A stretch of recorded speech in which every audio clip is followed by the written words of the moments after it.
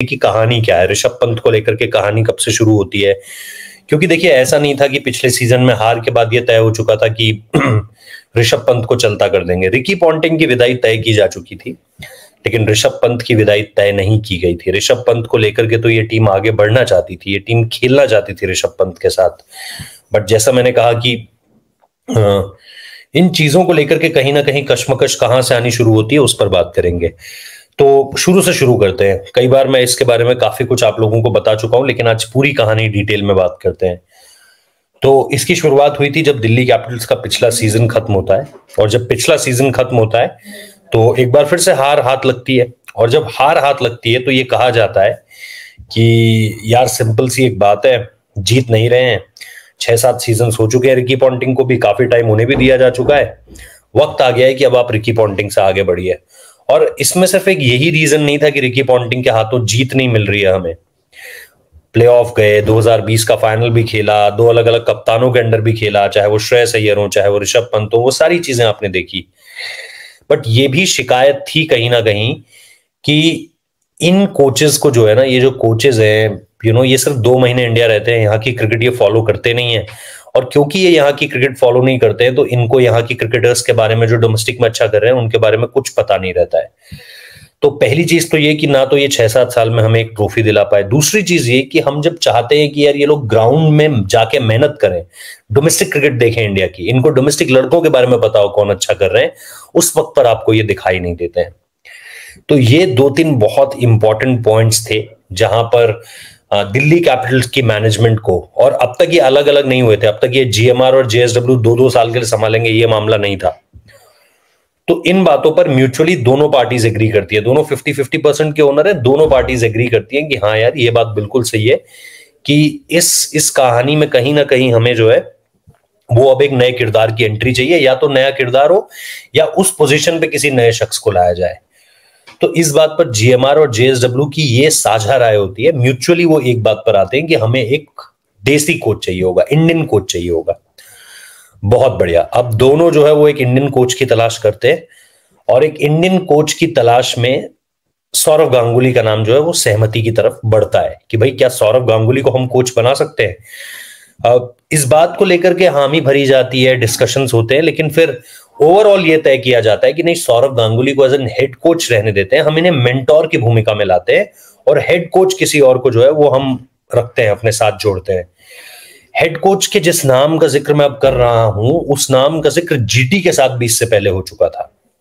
इसी season Gujarat Titans के साथ युवराज सिंह का नाम जोड़ा जा रहा था कि युवराज सिंह जीटी आ सकते हैं, और मुझे सोर्सेस ने बताया कि शुभमन गिल ने उनके नाम को लेकर के हामी भरी थी।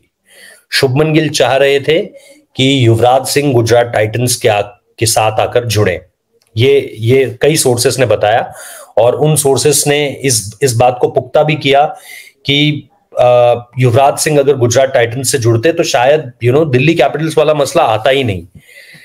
लेकिन इन सारी चीजों में जैसा मैंने कहा कि एक 2 नाम थे, चाहे वो युवराज सिंह का नाम हो चाहे वो रिकी पॉन्टिंग का नाम हो, लेकिन युवराज सिंह के नाम को लेकर के हेड कोच की भूमिका में तय किए जाने का फैसला किया गया कि हम युवराज सिंह को जो है वो आप अपने अगले हेड कोच के रूप में देख रहे हैं।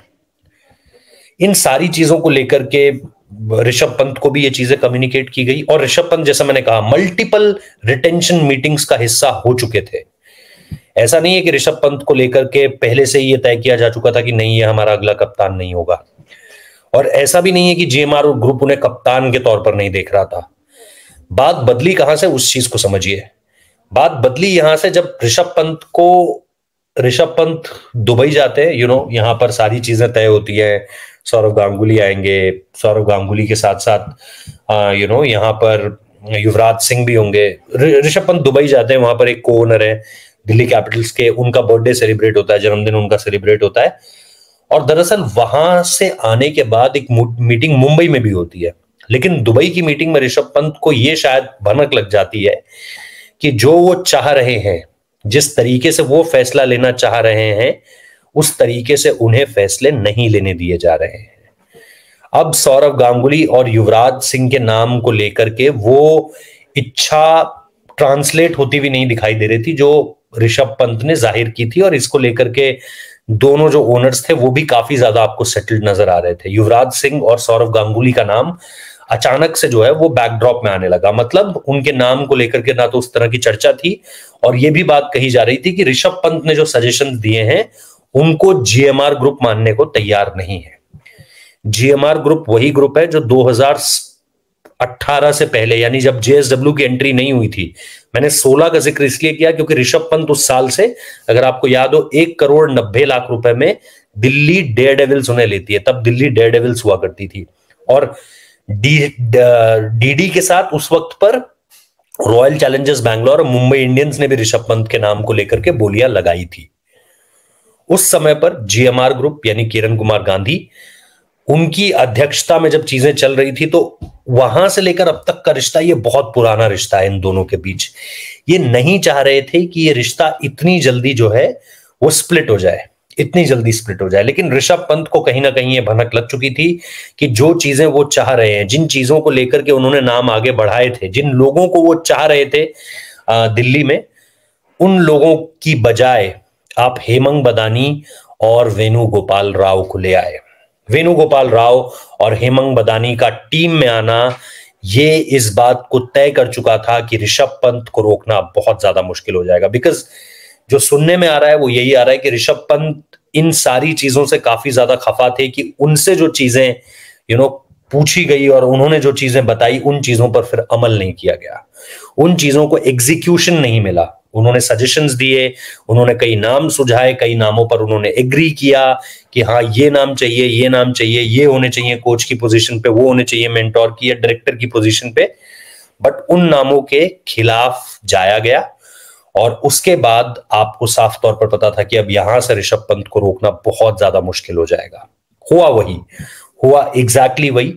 उसके बाद लास्ट मोमेंट तक भी ये कोशिश की जाती रही जीएमआर ग्रुप की तरफ से कि किसी तरीके से ऋषभ पंत को रोक लिया जाए, किसी तरीके से हम ये मौका जो है वो जाने ना दें अपने हाथ से, किसी तरीके से हम ऋषभ पंत का वो जो लॉन्ग एसोसिएशन है वो अपने साथ बनाकर रखें। बिकॉज अब वो लॉयल्टी में बदल चुका था, फैन बेस बन चुका था। ऋषभ पंत अब एक दिल्ली के लिए ऐसा नाम हो चुके थे, दिल्ली के साथ साथ अब पंत को जोड़ने लगे थे। मैं ये नहीं कहूंगा कि नहीं, अभी सीएसके धोनी या रोहित मुंबई या आरसीबी विराट वाला फैक्टर नहीं आया था, लेकिन ये हो चुका था कि अब आप दिल्ली को ऋषभ पंत के नाम से जानने लगे थे, और वो ब्रांड वैल्यू उनकी है, वो मार्केट वैल्यू उनकी है, उस तरीके से आप उन्हें सेल कर सकते हो।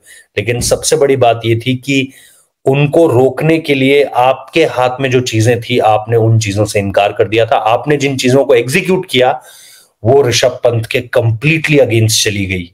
इन सारी चीजों के बीच में ऋषभ पंत इन सारी चीजों को देख रहे थे होता हुआ। ये जब पब्लिक किया गया, बहुत सारी ऐसी चीजें जो वो नहीं चाह रहे थे कि हो, वो चीजें हुई। मैं बहुत सारी चीजें आप लोगों के लिए लिख कर बैठा हुआ था कि मैं आपको ये बताऊंगा, इस तरीके से चीजें आगे बढ़ी, इसके बारे में भी हम बात करेंगे। बट जैसा युवराज सिंह वाला मैटर जो था, वो जब प्रपोज किया गया और उसको जब एग्जीक्यूट नहीं किया गया, उसे बोलते हैं, वो जो हिंदी अंग्रेजी में बोलते हैं final nail on the coffin, वो ताबूत में आखिरी कील थी, जिसके बाद ये तय हो गया कि अब ऋषभ पंत नहीं रुकेंगे। इन सारी चीजों के बीच में कहीं ना कहीं ये जो दोनों ग्रुप्स के बीच अलगाव भी हुआ उसके बाद, कि सौरव गांगुली को जीएमआर ग्रुप शायद अपनी तरफ उस तरीके से नहीं रखना चाहता था जिस तरीके से वो जेएसडब्ल्यू और जीएमआर की साझा पार्टनरशिप में रहते थे। तो कहीं ना कहीं ऋषभ पंत को ये बात भी अखरी, और उसके बाद इस फैसले की तरफ वो गए कि नहीं, मैं नहीं रहना चाहूंगा। और उन्होंने बात खराब नहीं की, मतलब अगर दिल्ली उन्हें आरटीएम में ले भी लेती है वापस, तो आपको कोई बड़ी दिक्कत होती हुई नहीं दिखाई देगी कि अरे यार अभी इस तरीके से जो है ऋषभ पंत के अगेंस्ट सारी चीजें चल रही थी और सडनली जो है दिल्ली कैपिटल्स ने उन्हें रिटेन कर लिया। तो इन सारी चीजों को, अगेन मैं आपको वही बता रहा हूं कि इन सारी चीजों को जब आप देखोगे तो आपको यही समझ में आएगा कि ऋषभ पंत माहौल खराब कर नहीं गए, या उनको लेकर के ओनर्स में वो खटास पैदा नहीं हुई है। वो अपनी बात को वहां पर खत्म करके गए हैं जहां पर से आप एक यू टर्न ले सकते हो। एक बहुत पुराना शेर है जिसमें वो कहते हैं शायर कि मामला चाहे जितना बिगड़ जाए, मतलब मैं एग्जैक्टली तो वो नहीं बोल रहा हूं, लेकिन उसका आपको एक मतलब उसका आउटकम क्या है वो आपको बता रहा हूं, कि मामला चाहे जितना बिगड़ जाए, गुंजाइश रहे कि जब हम मिले तो हाथ मिला सके, है ना। कि चाहे बात जितनी खराब हो जाए, आप कभी भी किसी को इतना जलील या किसी के खिलाफ इतना ना बोल दो कि आप जब आगे चलकर मिलो भी, क्योंकि आपका एक रिश्ता रहा है, तो आप जब आगे चलकर मिलो भी तो आप इतना ना मामला खराब कर दो कि आने वाले समय में आपको लगे कि नहीं यार, अब इससे हाथ भी नहीं मिलाया जा सकता।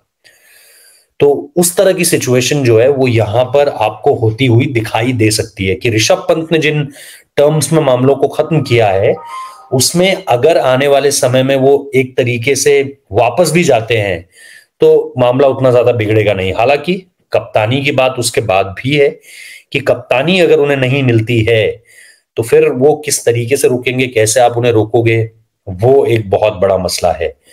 तो ऋषभ पंत को लेकर के वो जो एक अलगाव की कहानी है, दरअसल उसके अगर आप दो चेहरे लगाना चाहें तो वो हेमंत बदानी और वेणुगोपाल राव का चेहरा हो सकता है। उसमें एक चेहरा आप और एडअप कर सकते हैं जो युवराज सिंह का चेहरा हो सकता है कि इनको ना लाना और इन दोनों को ले आना। इसमें कहीं ना कहीं ऋषभ पंत को इस चीज की बू भी आ रही थी कि कहीं ना कहीं मुझसे वो जो पावर्स हैं वो छीनती हुई दिख रही हैं। मेरा जो कहना है जब आपने वो नहीं माना तो कहीं ना कहीं आप मुझे थोड़ा सा डिपावर करने की कोशिश कर रहे हो। तो ये कुछ चीजें थी जिनकी वजह से ऋषभ पंत और दिल्ली कैपिटल्स, जो कि जीएमआर ग्रुप के अंडर चल रही है इस समय पर, उनके बीच अलगाव की स्थिति पैदा हुई। और आज हम वहां बैठे हुए हैं जहां हमें पता है कि ऋषभ पंत आईपीएल ऑक्शन के सबसे बड़े खिलाड़ियों में से एक होंगे जिन पर सबकी नजरें होंगी।